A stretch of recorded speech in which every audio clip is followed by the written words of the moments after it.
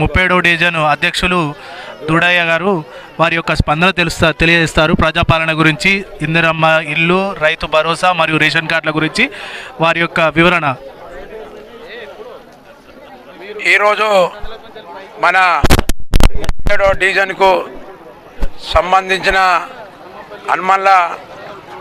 తూర్పుకోట Hanumalla junction వద్ద ఈ కార్యక్రమం చేపట్టడం జరిగింది. ఈ కార్యక్రమానికి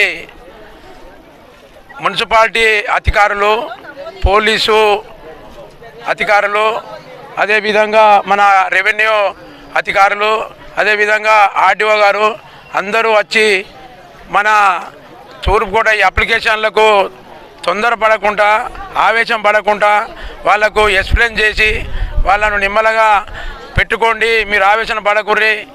అదేవిధంగా 4 రోజుల పాటు ఇంకా మీరు అప్లికేషన్లు పెట్టుకోవచ్చు. మీరేం టెన్షన్ పడకుండా, మీరేం ఇబ్బంది పడకుండా మీరు ఈ గవర్నమెంట్ ఇచ్చిన